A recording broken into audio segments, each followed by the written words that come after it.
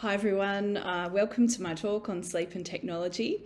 My name's Myf Murphy. I am by trade an occupational therapist, and I've spent the last 20 years working in and around child and adolescent mental health services here and in Melbourne.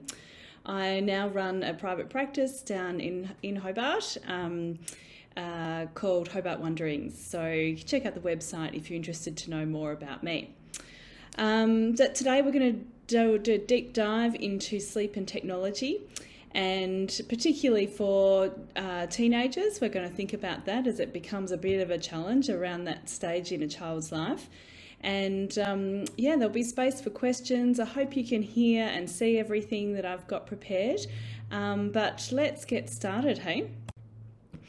So I wanted to start a little bit by introducing occupational therapy because I'm a little bit passionate about being an OT, and a lot of people in the community, rightly so, get a bit confused about what we do. And it's rightly so because we work in such a vast range of fields, so it's a fantastic career. If there's any young people thinking about what they might want to do next, go for it. It offers opportunities in mental health, in physical health, working in hospitals or out on the road in people's homes and different communities. So look, the essence of occupational therapy is really in the title. So we are the experts in helping people do what they need to do and want to do in their everyday life. And when we talk about occupation, it's about those things that you do every day. So it might be sleep, it might be getting to work, it might be how you catch a bus, it might be something that's super important to you that you'd like to be able to do, but for some reason there's something in the way. So you might have met an OT in a hospital when grandma's had a broken hip and has to have some surgery. She has to be able to use the toilet and the shower and get in and out of the car when she gets home. And so an occupational therapist might actually help around ideas for enabling that to happen safely, using equipment and advice and so on. But in the mental health space, it's a little bit different because we don't generally prescribe equipment. So we're really thinking about how to look at a person's use of time, their day-to-day, their way they interact in relationships, and I guess all of the things that might be impacted on for anyone if they're struggling with any mental health challenges. So to talk a bit more focused around sleep is an essential daily occupation for everyone, from the moment you're born to the moment you die. And technology is, of course, an occupation that all of us are exposed to in some way. There are expectations to engage in technology in the workplace, even if you try and limit it in your personal life. And of course, all children are exposed more and more as they have access to iPads and video games and so on. So first of all, I thought we'd just look at some basic sleep statistics, okay? Did you know that sleep actually takes up about 30% of our lifetime? And that 4 out of 10 of us aren't actually getting enough sleep. That's a lot. Unfortunately, in Australia, we've actually got 1 out of 10. This is a report that was only released in April this year to suggest that we've got 1 in 10 Australians who have actually been diagnosed with a sleep disorder. Just briefly to mention that there, of course, in amongst all of the emotional and well-being costs to not getting enough sleep, there's a lot of financial costs to our country. So they've estimated in this April report that 14.4 billion in financial costs, with a further of 36.6 billion in non-financial costs related to lack of well-being. So look, unsurprisingly, there's an established link between poor sleep and productivity. I think it's really important to think about how if you are struggling in aspects of your life in terms of mental health challenges, mood-related, regulating emotions, just let's peel it back and get back to basics and think, am I getting enough sleep? So what can lead to poor sleep? This talk today is not going to focus on the medical conditions that might be diagnosable around poor sleep. So if you think you could be in that category, it's good to chat to your GP. But the other kind of things that might lead to poor sleep, and I'm sure this isn't news to a lot of you, but thinking about anxiety. How often does worry get in the way of your ability to sleep? And thinking about having really inconsistent sleep routines is actually really unhelpful to your body clock. And we'll talk a little bit about that later. Maybe there's a lack of exposure to natural light in your day-to-day life. Maybe there's a lot of gaming and a lot of technology use, which is having an impact on arousal levels. Maybe there's not enough energy output to lead towards enough sleep pressure, is what they talk about now. And so maybe there's an inactivity that could be changed and switched about to kind of help promote sleep. So I wanted to focus a little bit deeply into adolescent sleep patterns, because there are a few things that change when our children hit adolescence. There's new demands, of course, such as academic workloads, which means there's a lot more homework in the evenings and pressures to keep kids up late to get that assignment done. Some of our young people are starting to get part-time jobs, so they're busier, and there's increased, of course, access to technology, and often it's the time where they might get their first mobile phone and have more independent access.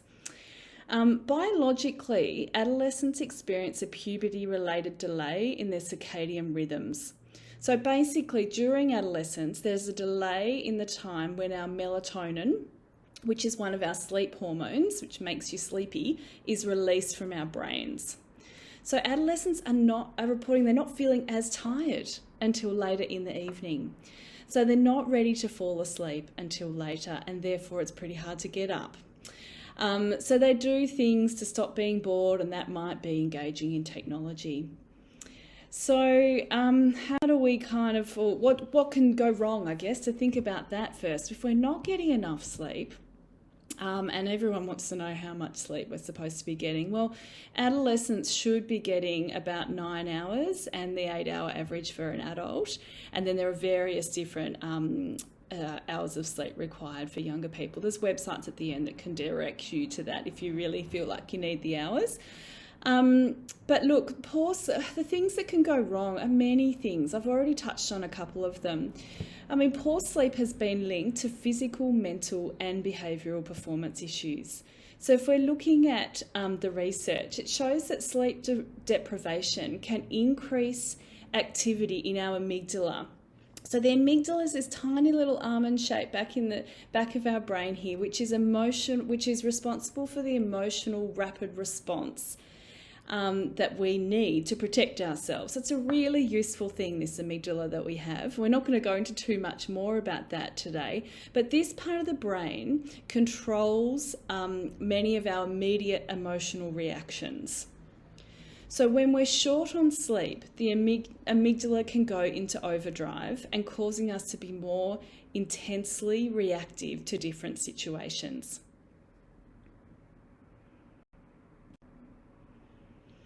So screen-based activities are absolutely here to stay. There's no doubt about that. Parents in this generation have no template. So there's no history of watching our parents deal with this and being subject to those rules and limits that our parents put in place. There just wasn't the need for it. What we do know is that rigid rules and being punitive and punishment in negotiating screen time and technology use tend not to work. So there's a study that the Royal Children's Hospital did in 2017 indicating that 13 to 18-year-olds spend an average of, are you ready for it, 6.2 hours per day on screen-based activities. So there's a really strong relationship between, I just don't actually know how they have that much time. But anyway, there's a strong relationship between parents' use of technology and their teenagers' patterns of use. Most adults are taking their phones to bed. So, of course, there are many and varied benefits to technology, and we need to be really cognizant of this as adults, modelling to our children. We know that technology is fantastic for helping kids and young people and adults to access information, to educate themselves on different topics. It can help to initiate and maintain friendships and relationships, and it can really help to explore their identity. So when we were trawling through magazines to think about exploring our identity, this generation have a whole lot more access to that stuff, which is actually fantastic if it can be channeled in the right direction. I also think I see a lot of young people who really feel a sense of belonging in the online world. And sometimes it's a really great platform to start a sense of feeling what it's good about feeling connected to other people in the online world before they can step into more real life face-to-face relationships. It's also such amazing diversity in the communities online, and awesome ideas. But we do need to better understand this impact of technology. And I think really what it's about is trying to achieve a healthy balance. And we need to know what to do when the balance is off. So let me kind of help navigate this for you today. There is so much that parents need to know in all realms of child development, and it is overwhelming. So please, if you just take one thing from today's talk around strategies or something to do differently, that is awesome in my book. So if we think a little bit more detail now about technology and sleep relationship. So studies have tested the effects of brights or blue lights, you've probably heard about that, and looked at the patterns before 5 hours before bed. And it seems that so we have this natural evening rise in melatonin, the hormone that makes us ready for sleep. And we think that that's not affected by 1 hour of bright screen light. But after 1.5 hours, it does start to get affected. And people start to report that they're feeling less sleepy and it's harder to get off to sleep. They also do better on mental performance tests, and their brainwaves suggest that there's an increased alertness. So we need to think about this, and we need to think about the timing of technology use prior to bedtime or time that we're wanting to have sleep onset happen. So it is also good to just think about what types of technologies are being used in the afternoon, early evening time, because of course there are more passive forms like sitting and watching television, or more active forms where there's violent gaming going on. We know when we think about engagement with technology, we know that games and social media feed our brain reward pathways. Okay, it produces a beautiful hormone that makes us feel really good. And programs are designed to make us want more and stay on. Even Facebook feeds are designed to keep you interested. So sometimes the impact of the technology is not just the light, of course, but it's the content and becoming absorbed into the activity, which then subsequently puts off bedtimes. So let's talk about our strategies to promote sleep, okay? Some of these are so simple you might roll your eyes and want to switch off, but I swear if you can engage all the simple strategies, or as many of them as possible, and train yourself over a period of at least 2 weeks, this will help. So I'm just going to talk about those 4 things there: routine, environment, limits, and mindset, as kind of 4 umbrella areas. So I don't know about you, but I'm pretty terrible at sticking to a routine. So I know I rely on external people and prompts and self-talk to help me stick to my routines. Your sleep-wake cycle is absolutely essential to promoting good sleep routines. The daily routine is key, and it can take at least 2 weeks to change and adjust and notice a difference. So I really wanted to make another point here, that actually there's some research that's been revealed that as children get older, parents stop setting bedtimes for their teenagers. And of course, they stop setting lots of rules and limits for teenagers, and that's really great, because we need to start to let the teenagers discover things for themselves and step out into their own world. So there becomes this more self-led approach to bedtimes, and a recent Australian project evaluated that the impact of parent-set bedtimes for adolescents was really helpful in getting teens to improve their sleep and therefore day-to-day functioning.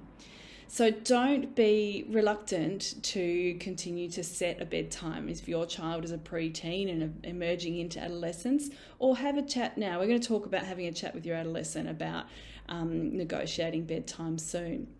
But see, in this slide, we're looking at the routine. So it sounds pretty boring, but it's actually similar times for meals, because digestion can actually start to affect your body and its activity levels and whether it's prepared for sleep or not. Having a similar waking time every day. So I think when people get into this habit of late to bed, late waking, it's really hard to break that cycle, because you do have to do it by having less sleep for a few days in a row to bring your waking time back to a suitable hour. On weekends, it's important not to sleep in any more than an hour, because that can actually start to shift your pattern, and then you're back to square one on the Monday morning. This talks a little bit about school return. Yes, every kid has later nights and more sleep-ins and so on during the school holidays, but it is really important to give your kid a week to get back into those sleep patterns before school goes back. Some other activities, ideas there around, if you or your child have been lying in bed, adolescent in particular, been lying in bed for 20 to 30 minutes and you're not getting to sleep, getting up, doing something for 5 or 10 minutes and then getting back into bed can actually offset the worries that start to develop about getting to sleep. Because of course, if some of you have been through not getting to sleep periods of time, it can then be putting in that effort to sleep is really counterproductive. You say, I just want to sleep. And then that kind of snowballs into this pressure on yourself and increases arousal levels, which doesn't promote sleep. It's really important to do physical activity every day and make a good amount of time to wind down and relax before bedtime. So these are just kind of things that you can have into your routine that help to promote sleep. So if we focus the spotlight on environment for a moment, when I'm talking about environment, I'm talking about your bedroom, talking about your bed. So it really needs to be a comfortable and safe space. It is only to be used for sleep and for sex. It's not helpful to use your bed to do homework on, or to do a craft project on, or to do all the things that are exciting in your bedroom. We really want to teach our bodies and our minds that the bed is time for winding down and sleep. It's important to have adequate light exposure during the day, so it's kind of another environmental impact that's outside of your bedroom, but then to really limit the light exposure to your bedroom, so dim lights, if any lights at all. Some people really respond well to having some calming music playing. Some people respond to white noise. It can't be too hot, because your body temperature does need to drop a couple of degrees before you can actually get to sleep. And of course, trying to think about how can you limit noise interruptions or background noises. So limiting these things are probably the key but there's probably a few other things. I would definitely limit screen use to the having 1 hour between screens and sleep time, and avoiding bright lights in that hour before sleep time. Sometimes when we're really tired and we think, I've just got to get more sleep, I'm going to have a nap, people think that that's okay because they're so tired, and maybe it is on the odd occasion, but if you're napping regularly, you are interrupting the build-up of sleep pressure. So if you think about a whole sort of 16-hour daylight awake time, if we're thinking about that from the morning, we have a low need for sleep, which is a low sleep pressure. And as the day increases, our sleep pressure increases and it reaches a point where we can't stay awake anymore. If we have a nap, it interrupts that and the sleep pressure goes down. Reducing caffeine, of course, there's not anything good about having caffeine late in the day. I know some people who can't have a coffee after midday, other people who, can have a coffee after dinner and sleep. So, of course, there are differences for individuals in this. But if you are finding sleep really difficult, difficult or your teenager is, have a think about where the caffeine might be hiding as well. It's not just coffee, of course. Exercising just prior to sleep isn't usually a good idea either, because it increases arousal levels again. So when I talk about mindset, I am thinking about those things that are going through your mind. How busy is your mind, and how much is this interfering with your sleep? So there are a range of psychological strategies that can help to be in the right mindset for sleep. We know that depression and anxiety can impact on sleep. And when we worry, our arousal levels increase, and it can make it really hard to switch off. When we lay down to sleep, sometimes it's the first time people have stopped doing something. And we move into reflective thinking about the day, or what's the focus on for the next day. So if you can spend some time in mindful relaxation prior to getting into bed and putting your head on the pillow with practice, it can help to reduce the intensity of the thoughts that may enter your mind, and then help you to wind down. So cognitive behaviour therapy, acceptance and commitment therapy are amazing evidence-based approaches that can assist with anxieties about sleep. Guided meditation, visualization, progressive muscle relaxation, mindfulness and journaling. These are all strategies that a lot of mental health clinicians can help guide you through, or there are some great apps that I've got for you at the end of today's presentation. So I talk about this a lot in my day-to-day work. Strategies for parents to negotiate technology and getting off to sleep, or just negotiating technology in general. If you have younger children, start as early as possible with the rules around screen time. In fact, some really good preparation as early as from 6 years old is a really helpful setting the foundation platform. I've bolded and caps locked and highlighted the headings here, but there's lots of detail to these points, okay? So it's not as easy as just setting the limit. I get that. It's not as easy as just saying switch off at 9 o'clock and plug all the internet off and it's over. That isn't going to work. That really rigid way tends to get teenagers' backs up, and then it can lead to kind of conflict and difficult situations in the relationship. So, but do negotiate some limits with your teens around recreational screen time. I recommend focusing on the quality of what they're doing on the screen rather than the quantity. And so by that, I really mean have a think about how much active video gaming that might have violent themes that your young person is engaging in versus watching a movie with the family. There's very different conversations that need to be had around the limits. And so the nitty-gritty of that's not something, you'd need to go through personally with someone, or with your partner, or, in the co-parenting nature of all of this. It is important to set those limits and to carry them through. As soon as we start to waver, as we all probably know very well, children will find and young people will find the gap, the loophole, will ask dad instead of mum, and so on. Look, there needs to be a really balanced approach to work to achieving screen-free time. I would be suggesting things like, how can we have some technology-free or screen-free spaces in our house? So is it that the dinner table is always a screen-free space? Is it that bedrooms are always a screen-free space? Is it a play space for your younger children that you might have that is always a screen-free space? So you're starting from that young age and trying to teach those younger children around, the limits around screen time, that there's some structure and boundaries around it. I think teaching your child about the risks, and of course being mindful of age and stage of development, but teaching your child about the risks of excessive screen time and the importance of sleep can be really, really valuable.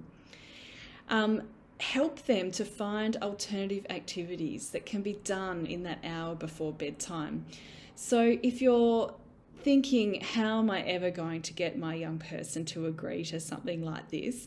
Well, it might be that there's something that you could do together. It might be that there's something that together you work out that actually, okay, you can't be on your screens, but what are we going to do in that time? Because we know that you're going to be bored.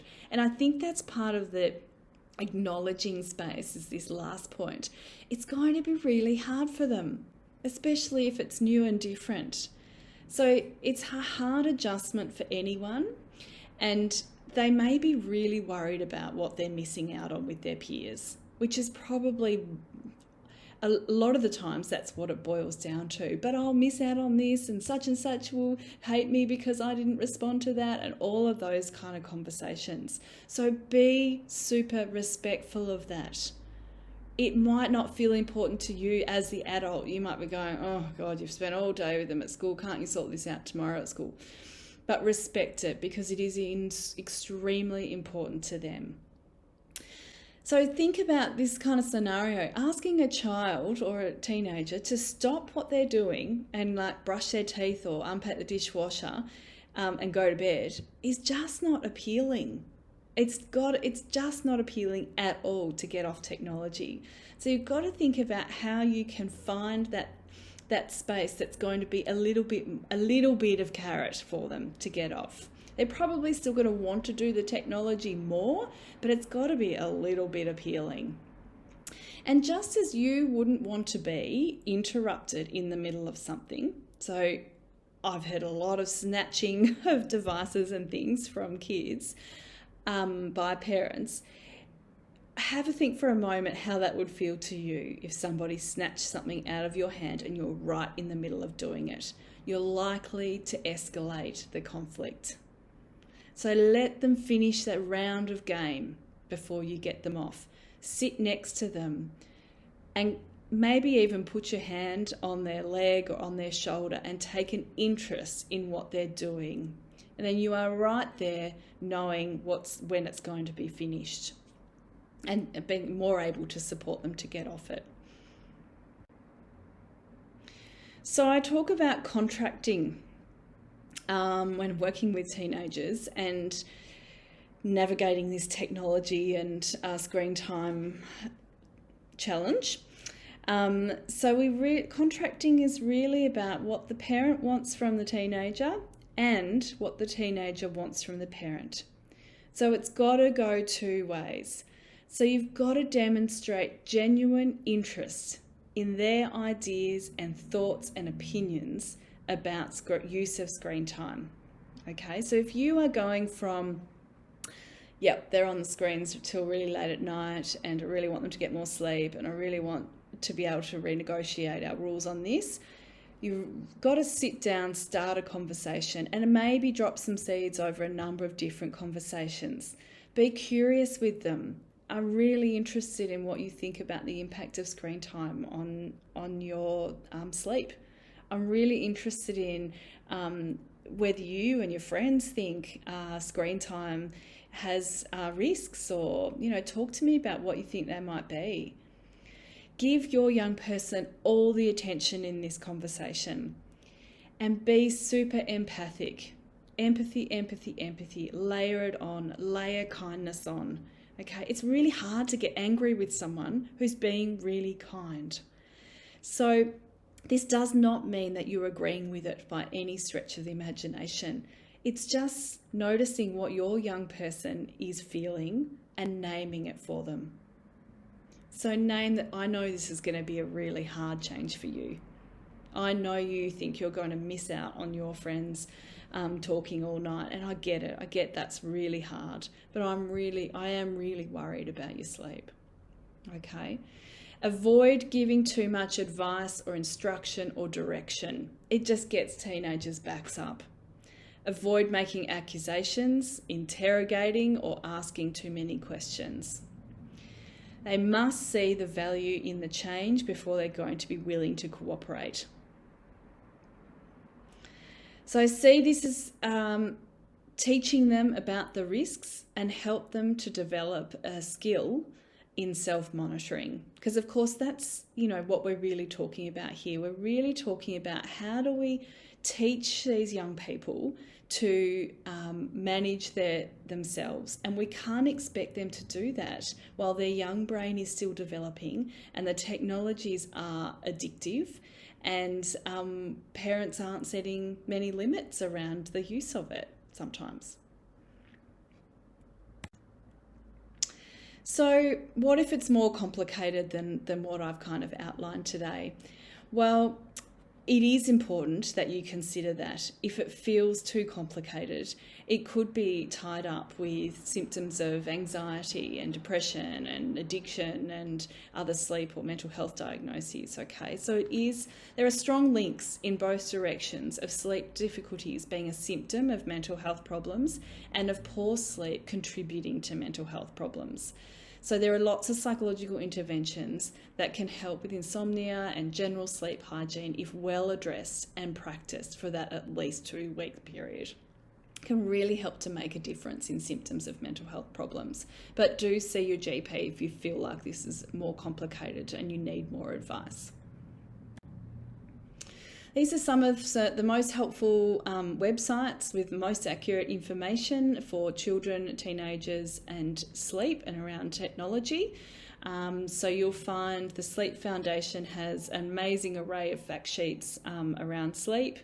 There's mostly Australian, there's the RCH one. Reach Out has some excellent resources for parents managing conversations and relationships with teenagers. And of course the Raising Children website is always one of my favourites for all things raising children from babies to teenagers.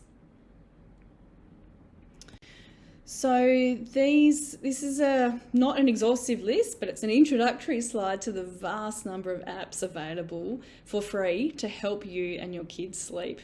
They're in no particular order, and this is, I guess, yay for technology, right? This is apps that promote sleep. There are now amazing like Bluetooth pillow speakers that you can get, and of course any standard Bluetooth speaker is going to keep the device itself out of sight and out of temptation out of the bedroom. So you might like to join your child or teenager with the activity, and regular practice of mindfulness or meditation or guided meditation is really the key. It's not going to work necessarily the first 10 times you try it. It needs that regular daily practice, and it could be a really beautiful thing that you and your child do just for 5 or 10 minutes before bed, before sleep each day together. So of course connection is a really important need for a lot of children before they can go off to sleep, because we see sleep as a point of kind of separation. So if you're looking at a younger child, they will need support to connect to you and to feel relaxed and wound down enough to be able to sleep.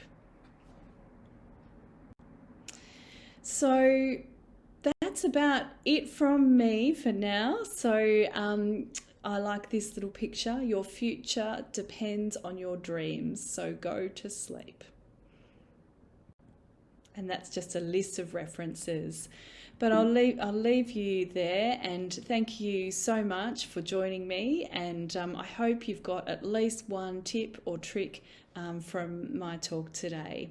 Thank you very much.